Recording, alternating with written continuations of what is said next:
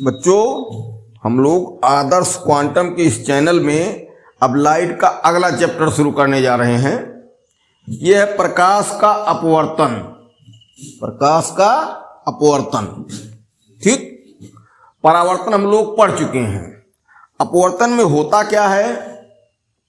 परावर्तन में तो प्रकाश किरण चिकने चमकीले तल पर टकराती है और टकराने पर गेंद की तरीके से वापस उसी ओर लौट जाती है।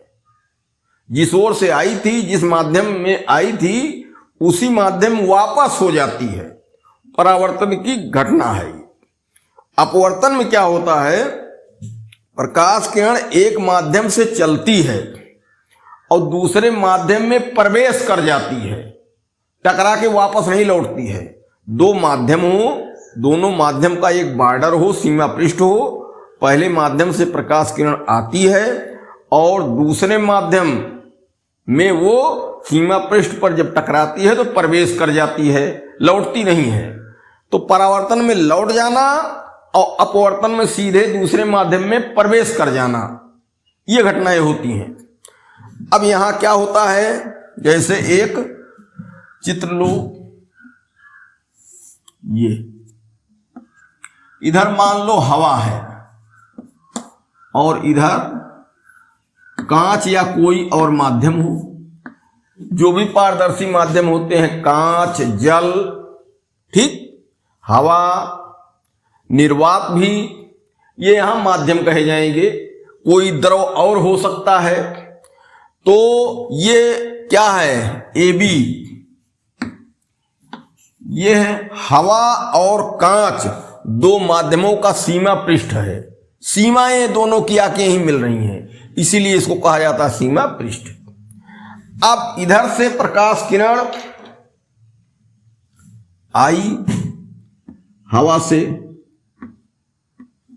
ठीक, ये O आपतन बिंदु हुआ। जहां प्रकाश किरण आके गिरती है सीमा पृष्ठ पर, वो आपतन बिंदु हुआ। ऐसे आपतन बिंदु परावर्तन की घटना में भी था। परावर्तन की घटना में यहां आपतन बिंदु के बाद टकरा के प्रकाश किरण वापस लौट गई थी। इसमें लौटेगी नहीं, क्योंकि इसमें ये सीमा पृष्ठ है, कहीं पॉलिश वगैरह नहीं है। प्रकाश को पार होने के लिए कहीं पेंट वगैरह नहीं किया गया है। तो क्या होगी? प्रकाश किरण दूसरे माध्यम में प्रवेश कर जाएगी। अब वहां भी हमने बताया था कि जहां आपतन बिंदु हो वहां हम अभिलंब खींच देते हैं। यहां भी आपतन बिंदु O है तो इस पृष्ठ पर लंब रेखा खींच देंगे और वो होती है क्या? अभिलंब। तो अभिलंब खींच दिया जाए। ये अब प्रकाश किरण दूसरे माध्यम में घुसेगी, लेकिन एक घटना हो जाती है यहां।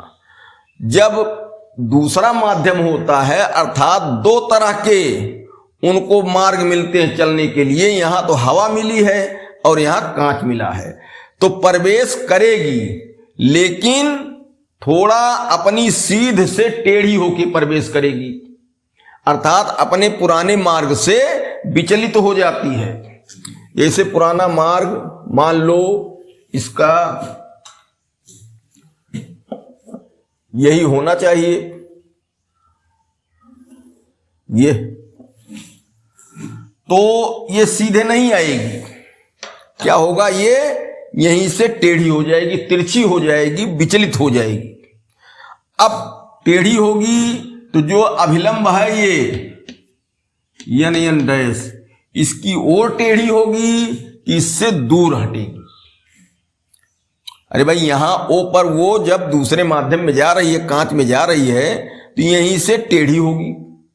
अब टेढ़ी होगी, टेढ़ी होके इधर भी आ सकती है और इधर अभिलंब से दूर भी हो सकती है। दो स्थितियां हैं।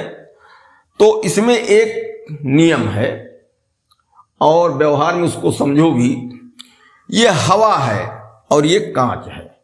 हवा जो है बहुत विरल माध्यम है, कहने मतलब कि हवा में चलने में कोई रुकावट नहीं है, कहीं कोई जो है परेशानी उसको एक तरीके से कह सकते हैं नहीं है, रुकावट नहीं है, आराम से खाली स्थान है लगभग और आ रही है। यहां हो गया कांच।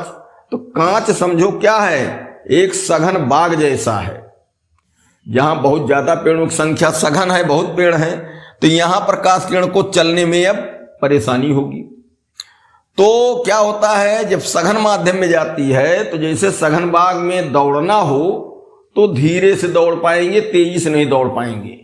तो इसका मतलब जब सघन माध्यम में प्रकाश किरण जाएगी तो उसकी चाल घटेगी, और चाल घटने पर प्रकाश किरण क्या करती है, सोचती है कि हम अब मार्ग छोटा कर दें। जैसे धीमा कोई चल रहा है तो शॉर्टकट रास्ता पकड़ता है, किसी की चाल अगर कम है तो कहीं जाने के लिए कोशिश करेगा कि शॉर्टकट रास्ता हम पकड़ लें। तो ये प्रकाश किरण अभिलंब की ओर झुक जाती है और इसका रास्ता छोटा हो जाता है। जैसे मान लो हम ये खींच दिए, ये ए डैश बी डैश, यहां से यहां तक कांच है। अब अगर यहां से तिरछी ये बाहर की ओर जाए तो यहां पहुंचेगी, बहुत लंबा रास्ता हो जाएगा, जबकि चाल उसकी कम हो गई है सघन के कारण। और अगर ये अंदर की ओर मुड़ती है अभिलंब की ओर तो इसका रास्ता छोटा हो जाएगा। तो जब उसकी चाल कम तो छोटा रास्ता भी खोजती है, इसलिए कांच में या सघन माध्यम में प्रकाश किरण अभिलंब की ओर झुक जाती है।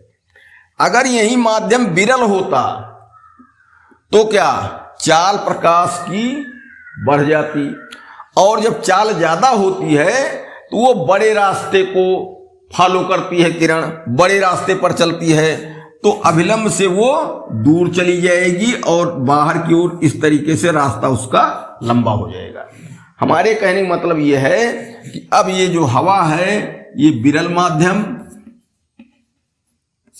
और ये कांच है सघन माध्यम, ठीक। तो विरल से सघन में जा रही है, हवा से कांच में जा रही है, चाहे हवा से कांच कहें चाहे विरल से सघन में कहें। तो प्रकाश किरण की चाल सघन में कम हो जाती है, विरल में बढ़ती है। यहां चाल कम हुई तो ये मार्ग अपना छोटा करना चाहेगी, टेढ़ी यहां होना ही है, तो अभिलंब की ओर झुक जाएगी, ये स्थिति बनेगी इसकी।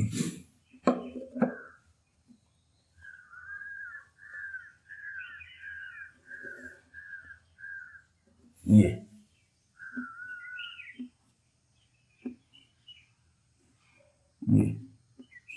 ठीक, और ये तो डॉट डॉट केवल दिशा दिखाई जा रही है, तो ये झुक गई। अब यहां आपतित किरण ये हुई, ये जो अपवर्तन के बाद किरण आई ये कहलाती है, जो रेड वाली है ये अपवर्तित किरण, ठीक। दो किरणें परावर्तन में भी थी, आपतित किरण परावर्तित किरण। यहां अपवर्तन की घटना हो रही है तो आपतित किरण तो यहां रहेगी, लेकिन जो दूसरी किरण दूसरे माध्यम में टेढ़ी होकर गई वो कहलाती है अपवर्तित किरण, ठीक। तो दो किरणें यहां भी हो गई, परावर्तित के बदले अपवर्तित किरण यहां हो गई, अपवर्तन की घटना होने के कारण। दो कोण भी देखो हो रहे हैं, वहां भी अभिलंब और आपतित किरण के बीच कोण लिया गया था, यहां भी वही किया जा रहा है, अभिलंब और आपतित किरण के बीच का कोण लिया गया। दूसरा कोण वहां अभिलंब और परावर्तित किरण के बीच था, तो दूसरा कोण यहां अभिलंब और अपवर्तित किरण के बीच का हुआ, तो ये कहलाया आपतन कोण, ये कहलाया अपवर्तन कोण, ठीक। इसको सामान्यतः फिर वैसे आई से लिखते हैं और यहां जगह कम है, यहां हम लिख देते हैं आर से। इस तरीके से ये पूरी स्थिति हो गई, ए ओ या किरण और ओ यम कर लो, ये हो गई अपवर्तित किरण, ये आपतन कोण आई है, ये अपवर्तन कोण आर है, ये इसकी संरचना है। अब परिभाषा इसकी लिखेंगे, प्रकाश अपवर्तन, प्रकाश अपवर्तन, ठीक। रिफ्रैक्शन,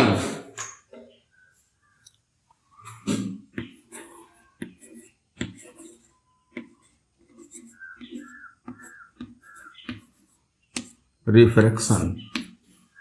तो इसमें परिभाषा में कहा जाता है जब प्रकाश किरण एक माध्यम से दूसरे माध्यम में जाती है तो वो सीमा पृष्ठ से फिर तिरछी हो जाती है।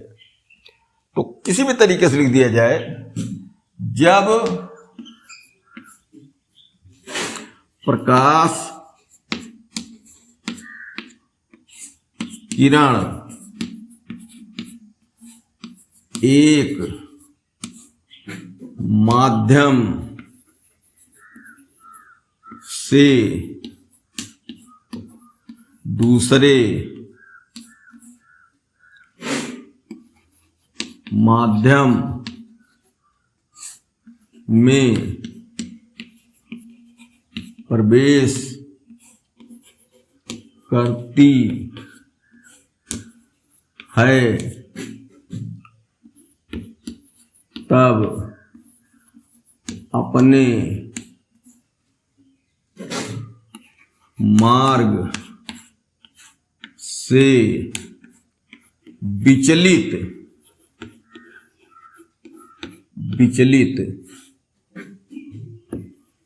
हो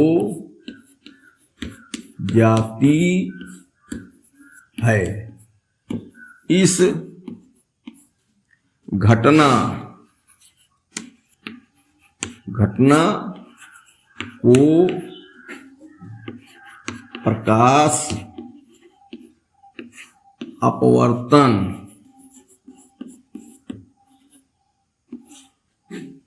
कहते हैं। ये बहुत साधारण परिभाषा है, यही लिखना चाहिए। अब इसमें सब क्रिया भी समझ गए हो तो इसमें थोड़ा परिचय नाम लिख दिया जाए। एओ ये आपतित किरण है। एओ क्या है? आपतित किरण। ठीक। ओयम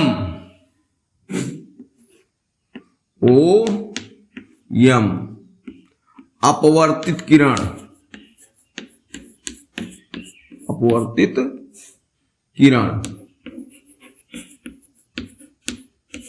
ठीक। आई आपतन कोण।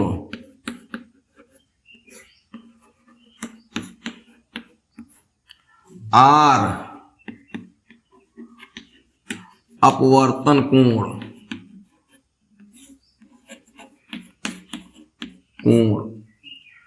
यन डैश ये अभिलंब है।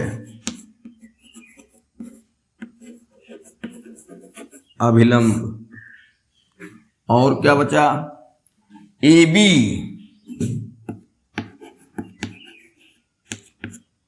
माध्यमों का सीमा पृष्ठ। ठीक, इतना परिचय हो गया। अब विरल और सघन माध्यम बार बार कहे जाएंगे। तो विरल माध्यम जो होता है वो समझो ऐसी बाग जिसमें बहुत दूर दूर पेड़ हों, आसानी से दौड़ सकते हो, टकराने की गुंजाइश कम होती है। सघन माध्यम, सघन माने घना, ऐसी बाग जिसमें पेड़ बहुत नजदीक हों, उसमें दौड़ोगे तो तेज नहीं दौड़ पाओगे, टकराने की गुंजाइश ज्यादा रहती है, टकराने की संभावना ज्यादा रहती है। तो विरल माध्यम को एक तरीके से खाली स्थान वाला और सघन माध्यम को कह सकते हो कम खाली स्थान। ठीक, ये दो माध्यमों का परिचय हो गया। अब इसमें कुछ बातें होती हैं, उनको जाना जाए। जैसे प्रकाश की चाल की बात आएगी तो देखो, प्रकाश में 7 रंग पहचाने गए हैं। प्रकाश में 7 रंग पहचाने गए हैं, जबकि होते असंख्य रंग हैं, लेकिन 7 पहचाने गए हैं और पहचाने नहीं गए हैं। तो निर्वात में प्रकाश के सभी रंगों की चाल एक समान होती है। अब इसको हम पॉइंट वाइज यहां कुछ चीजें लिख रहे हैं इसके लिए। निर्वात में प्रकाश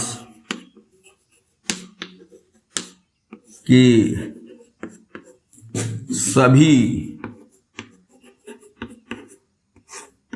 रंगों की चाल समान होती है। एक पॉइंट ये, निर्वात में चाहे लाल रंग की चाल करेंगे, चाहे बैंगनी रंग की चाल करें, चाहे पीले रंग की चाल करें, सबकी चाल एक समान होती है। और इसका मान क्या होता है, ये है 3 × 10⁸ मीटर प्रति सेकंड होती है।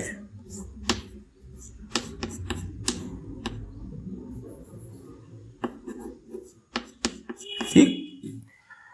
अब जब माध्यम की बात आई तो जब कोई माध्यम हो गया, अब कुछ उसमें रास्ते में बाधा है, तो प्रकाश के सभी रंगों की चाल अलग अलग हो जाती है। और माध्यम में निर्वात की अपेक्षा सब रंगों की चाल अलग अलग हो जाती है, कम ज्यादा हो जाती है। लेकिन निर्वात की अपेक्षा वो यहां सबका मान कम रहेगा, और आपस में जब कम मान रहेगा तो भी कम ज्यादा आपस में उनका मान रहेगा। हमारी ये कहने मतलब कि जब प्रकाश किरण हवा या निर्वात से चली आई कांच में, सघन माध्यम में, तो सभी रंगों की चाल घट जाती है। उसमें से लाल रंगों की चाल कम घटती है, और बैगनी रंग जो है आखिरी वाला, उसकी चाल ज्यादा घटती है। तो हम ये कह सकते हैं कि सघन माध्यम में सभी रंगों की चाल अलग अलग होती है, और सबकी चाल निर्वात की अपेक्षा कुछ कम होती है। तो अब यहां को लिखा जाए, माध्यम में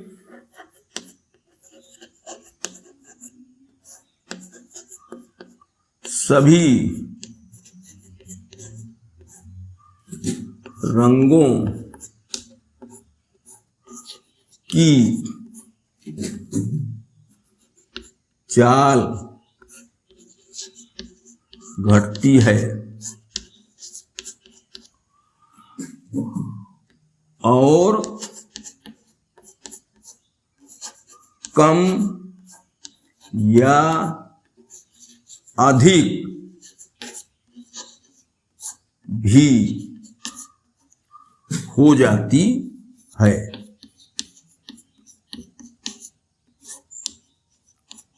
सबकी चाल घट जाएगी, और घटने में लाल रंग की चाल कम घटेगी अपेक्षाकृत, और बैगनी रंग की चाल घटते घटते ज्यादा घटती है। ठीक, ये पॉइंट उतना जाने रहना। अब फिर अगला क्या पॉइंट है, इसको नंबर 1 कर दिया जाए, ये नंबर 2। नंबर 3, मुख्य बातें यहां तय कर दो।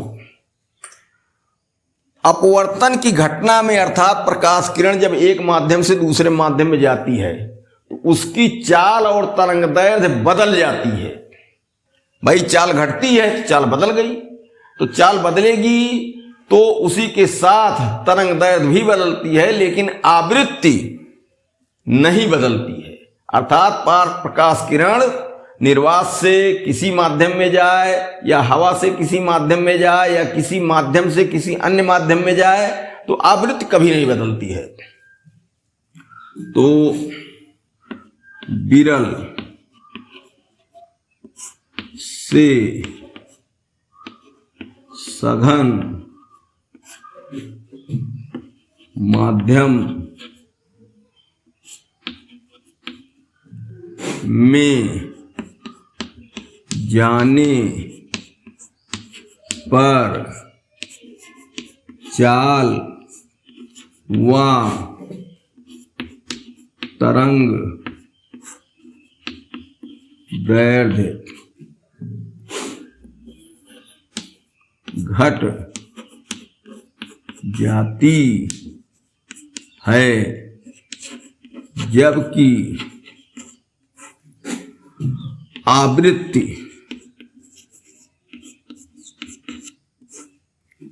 नहीं बदलती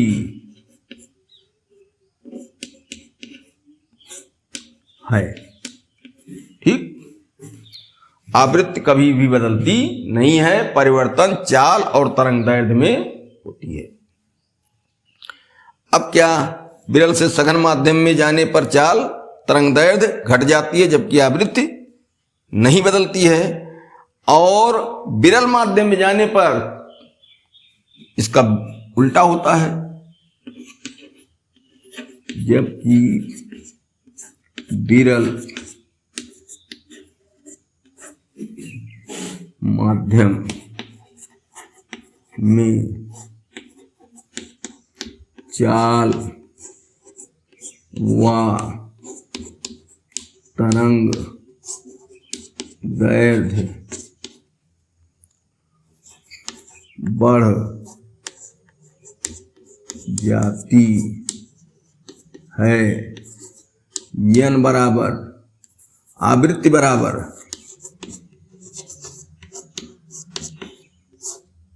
नियत। कहने का मतलब कि चाहे सघन से विरल में जाए, चाहे विरल से सघन में जाए, आवृत्ति हमेशा नियत रहती है। अगर आवृत्ति हमको पता है तो वही आवृत्ति हम सब जगह जानेंगे, लेकिन चाल व तरंग दैर्ध्य बदल जाती है। सघन में कम हो जाती हैं दोनों चीजें और विरल में बढ़ जाती हैं। अब क्या, अगला पॉइंट 4 जो बताए हैं कि विरल से सघन में जब जाती है तो प्रकाश की चाल घट जाती है। छोटा मार्ग चाहती है, वो छोटा मार्ग करने के लिए अविलंब की ओर झुक जाती है, और जब सघन से विरल में जाती है तो चाल बढ़ जाती है, तो बड़ा मार्ग फॉलो करती है और अपनी चाल बढ़ा लेती है। इसको भी लिख दिया जाए।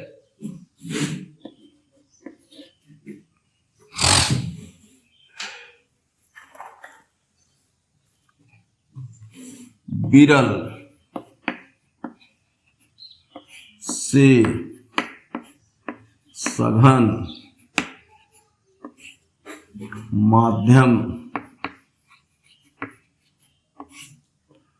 में जाने पर अपवर्तित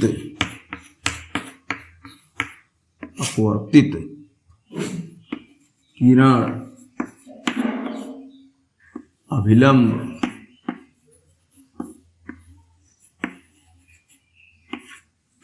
की ओर झुक जाती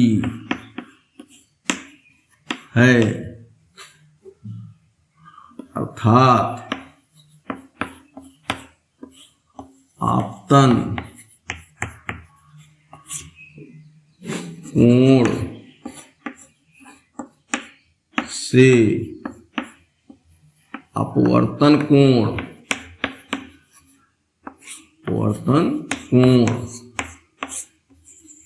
छोटा होता है। सघन से विरल माध्यम में जाने पर उपरोक्त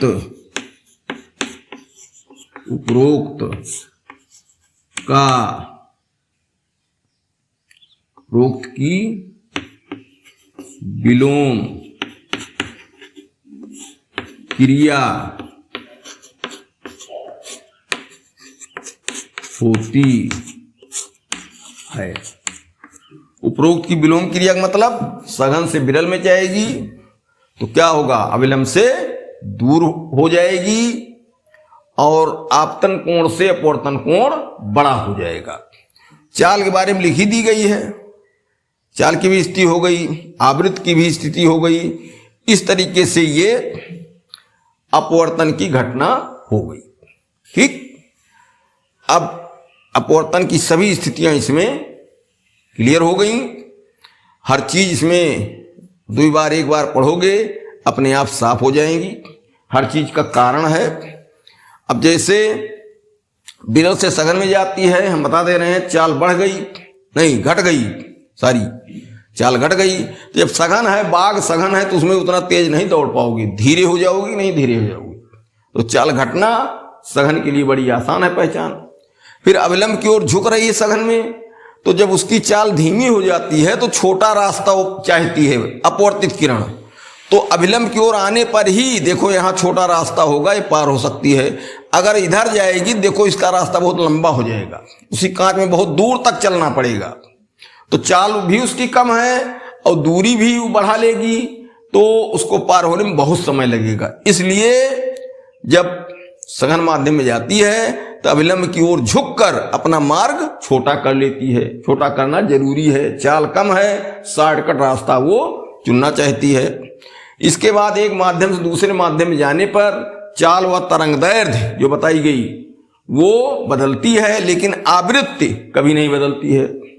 ठीक, निर्वात में सभी रंगों की चाल समान है, वहां कोई अंतर नहीं पड़ता है। 3 × 10⁸ मीटर प्रति सेकंड है। लेकिन जब किसी माध्यम में प्रकाश किरणें चलेंगी तो सबकी चाल कम हो जाएगी, सब रंगों की। उसमें भी लाल रंग की चाल कुछ कम घटेगी, जबकि बैंगनी रंग की चाल अपेक्षाकृत ज्यादा घटेगी। इस तरीके से अपवर्तन की पूरी घटना हुई।